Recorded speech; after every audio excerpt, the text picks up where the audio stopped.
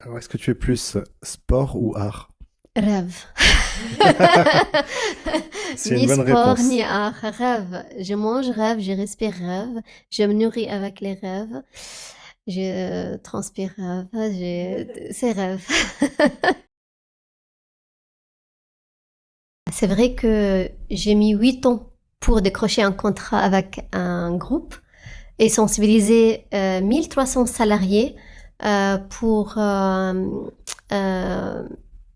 une branche qui appartient à ce groupe. C'était énorme. Et logiquement, comme vous venez de le dire, logiquement, un entrepreneur aurait utilisé ça pour aller démarcher et essayer de décrocher d'autres contrats avec d'autres groupes. Et, ouais, et ben moi, je suis toujours mon cœur. Moi, je suis convaincue de ce que je propose. Je connais la valeur et la valeur unique de ce que je propose et la valeur sûre de ce que je propose. Je préfère que, à la place de démarcher, que les entreprises démarchent et cherchent des solutions. Et en attendant, j'avance vers mon rêve d'aujourd'hui, celui de faire déclarer la Journée mondiale du rêve à l'ONU. Donc du coup, là, tu viens de citer quelques difficultés, j'ai l'impression. Tu parlais de la culture du pays, des mentalités des entreprises, etc. Donc c'est quelque chose à laquelle tu as été confronté au démarrage, c'est ça? Oui, Surtout le côté, en fait, 4 ans avant de trouver son premier client, ouais, ça, c'est un indicateur. oui, c'est un indicateur. En fait, quand j'ai décidé, donc en juin 2011, d'aider les autres à réaliser leurs rêves et je me suis orientée vers les entreprises, j'avais zéro réseau, zéro connaissance en entrepreneuriat, zéro budget. J'ai maîtrisé, à peine le français, c'est-à-dire j'avais encore des lacunes en français parce que quand je suis arrivée en France en 2001, je parlais pas un seul mot en français. Donc en 2011, 10 ans après, je le parlais beaucoup mieux, bien sûr, mais c'était beaucoup de temps pour rédiger un mail, beaucoup de rélecture, parce que toujours je trouvais des fautes d'orthographe. À force de relire, à chaque fois je trouvais des fautes. De pouvoir s'exprimer en français, et d'exprimer son projet en français, ça fait partie des difficultés, tout ça. En plus, quand j'ai démarré mon projet, j'avais 2 enfants. Aujourd'hui, j'en ai 3. Et donc, ils étaient encore petits. Et mon mari était souvent en déplacement. Et c'est moi, je devais donc veiller à mes enfants, m'occuper d'eux. Euh, Après l'école, en activité, rendez-vous chez le médecin, tout ça. Mais en même temps, avancer sur mon projet, tout en étant sur Toulouse, mener ce projet de chez moi, de ma maison, entourée par mes enfants. Et sans avoir la possibilité d'aller faire beaucoup de déplacements pour avancer plus vite. Voilà. Donc, toutes ces difficultés, oui. Donc, on a parlé aussi donc d'un projet utopique qui correspond pas à la culture du pays. Il y a 11 ans, quand, quand j'ai démarré le projet, c'était 2011, un peu plus de 11 ans maintenant, j'ai Euh, ça veut dire les gens me disaient, c'est super, comment ça se fait que personne n'a pensé à cette idée avant, mais pourquoi tu vas pas aux États-Unis ou en Angleterre, tu vas réussir là-bas plus qu'ici en France. Ou on me disait deux fois, t'es sûr tu veux utiliser le mot rêve, tu veux pas la remplacer le mot par passion, loisir, hobby, qu'utiliser le mot rêve. Et moi, tout tournait autour du rêve, donc je pouvais pas remplacer ce mot par autre chose. Donc j'ai assumé le choix du mot. Et c'est vrai, ça m'a permis, bon, ça m'a empêché d'avancer plus vite parce que j'ai insisté sur le mot rêve et qui correspond pas à la culture des pays ni aux mentalités des Français de s'exprimer librement sur ses rêves ou c'était un tabou. Il y a 11 ans, c'était un tabou. Et en tout cas en 2011, c'était un tabou. Mais ce choix-là, ça m'a permis de se différencier. Assumer le choix du mot rêve, ça m'a permis de me différencier et être connue avec le temps pour cette spécialité-là, le rêve. D'accord, donc c'est des années de rencontres avec des gens pour justement faire reconnaître ce mot, Oui. ce mot rêve. Donc c'était un tabou, mais j'ai vu un changement, une transformation au fur et à mesure des années. Pas tout de suite, mais on peut dire 8 ans après ou 9 ans après, juste avant le Covid, il y a eu une transformation où pendant le Covid, ça a été beaucoup accéléré. Beaucoup de gens qui s'expriment sur les réseaux sociaux, sur leurs rêves qu'ils ont réalisés ou sur l'importance des rêves. Beaucoup de marques qui ont intégré le mot rêve dans leurs promesses, dans leurs signatures, dans leurs messages publicitaires. Et c'est de plus en plus. De plus en plus, on tombe sur des posts sur LinkedIn ou sur des marques qui communiquent sur les rêves. Est-ce que, comme un rêve, l'entreprise, aujourd'hui, te permet de vivre en tant qu'entrepreneur? En 2018, quand j'ai signé mon plus gros contrat avec le groupe dont on a parlé tout à l'heure, qui a fait appel à moi pour 4 récompenses, 2 récompenses d'équipe et 2 récompenses individuelles. À partir de ce moment-là, c'était mon plus gros contrat. C'était donc 20 000 euros de budget. J'étais juste là où il fallait que je sois. Donc, dans les grands groupes avec des grands budgets pour qu'on puisse toucher et sensibiliser le maximum de salariés et réaliser les plus belles prestations. Et à partir de ce moment-là, j'aurais pu et j'aurais dû prendre ce bagage et aller démarcher les entreprises pour leur montrer que voilà, enfin, j'ai un groupe parmi mes clients et ça devait donner confiance aux autres groupes de faire appel à moi. Sauf que, à ce moment-là, presque, pas loin, c'est là où j'ai commencé à rêver plus grand. Ah, d'accord. Donc tu as mis de côté. Et donc, j'étais animée depuis mon plus grand rêve, je l'ai identifié. Et depuis, ça veut dire, j'étais invitée à un événement où je dois parler de comme un rêve devant un public international d'entreprise. L'événement n'a même pas lieu, mais je ressors de ça avec un grand rêve, celui de sensibiliser les personnes du monde entier à leurs rêves. Et quand j'ai identifié la solution, ça m'a animée. Ça m'a animée et donc depuis 3 ans, à temps complet, je suis animée par la Journée mondiale du rêve parce que ça m'a permis de réaliser et de sensibiliser et d'être plus efficace que ma start-up comme un rêve qui s'adresse juste aux entreprises et aux salariés. Là, on fait une ouverture totale. On s'adresse à tous les publics, tous les âges. La planète entière. La France entière déjà, et après la planète entière. Et donc j'ai trouvé qu'avec la Journée mondiale du rêve, tellement ça fédère les gens, tout le monde s'identifie, ça parle à tout le monde, que toutes les difficultés que j'ai rencontrées avec Comme un rêve Manage Happiness, je les ai pas retrouvées avec la Journée mondiale du rêve. Et donc ça m'a aspiré, et c'est ça qui m'anime aujourd'hui. Mais j'ai toujours,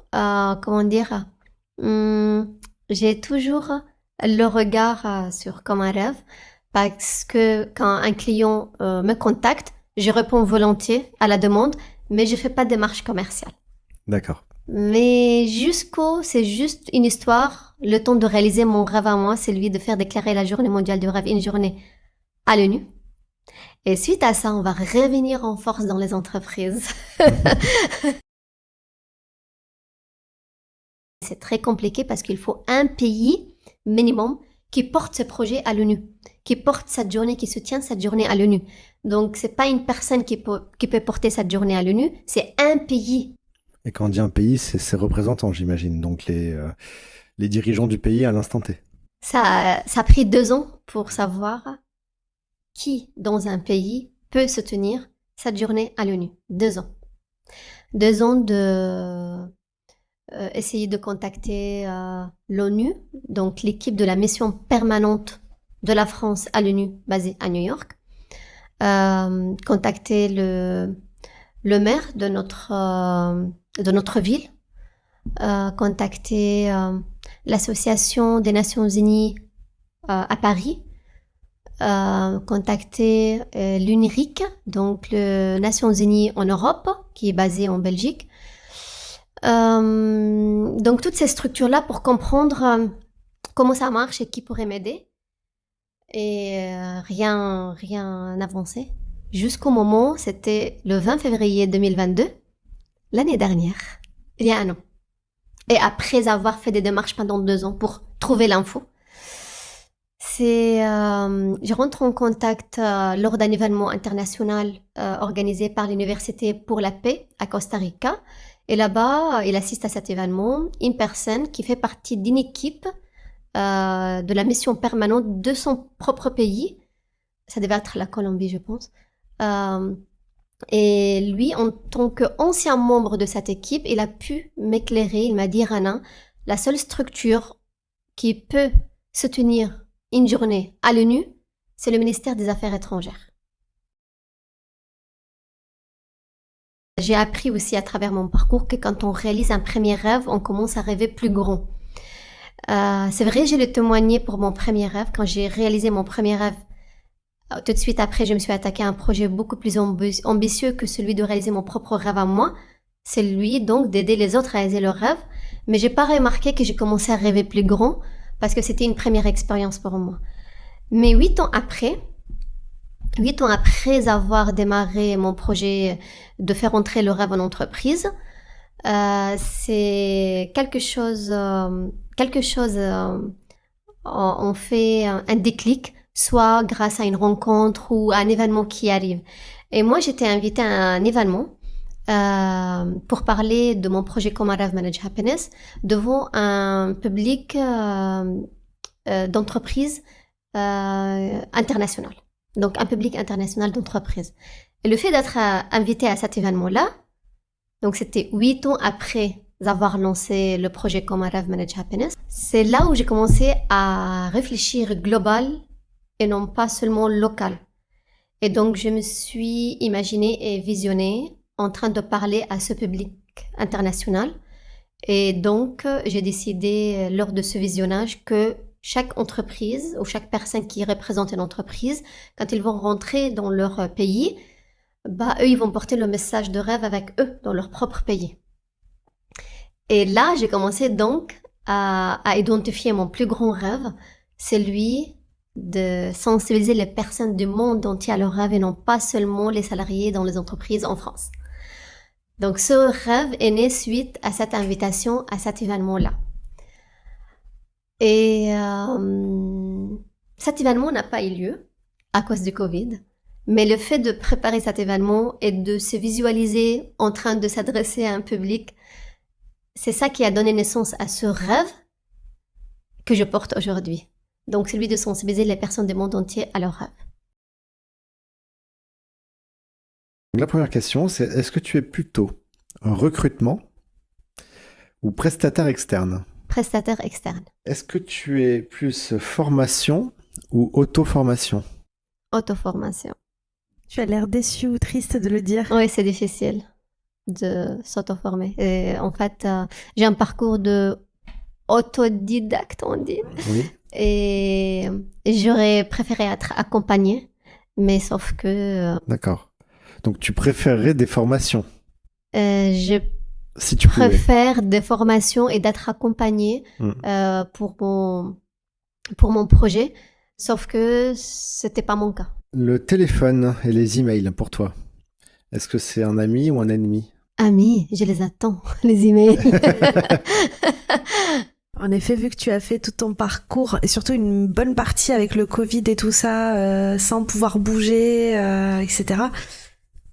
Donc je me dis, pour toi, ça doit être encore plus important, en fait, les emails et... non? Moi, le Covid, ça n'a rien changé pour moi. D'accord. Parce que je me suis confinée bien avant le Covid. Puisqu'au bout d'un moment, j'avais plus de ressources pour financer mon projet, mes relations publiques, aller dans les événements, se déplacer, imprimer des cartes de visite, faire appel à des babysitters pour mes enfants. Et du coup, je me suis confinée, j'utilisais LinkedIn tout le temps via la maison. D'accord, ok. Et quand le Covid est arrivé, ça a strictement rien changé pour moi.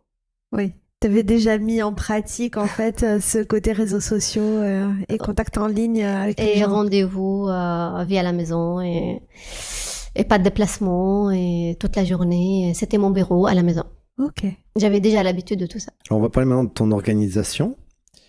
Ta journée, est-ce que c'est une journée type ou est-ce que c'est un chaos organisé? C'est une journée type et dans chaque journée, il y a de nouvelles rencontres. Est-ce que tu as une routine particulière que tu voudrais partager? Donc, je me lève et directement, une fois j'aurai déposé mon enfant à l'école, le tout petit, directement je rentre dans le travail, réseaux sociaux, mail, avancer sur les projets. Et c'est ma priorité. Et une fois j'aurai fait ma priorité, bah, je peux manger, je peux faire autre chose, faire d'autres priorités. Alors, est-ce que tu es lecture, vidéo ou podcast? Vidéo. D'accord. Est-ce que tu as des chaînes particulières que tu aimes bien, que tu voudrais nous conseiller? Je regarde toutes les vidéos que je croise.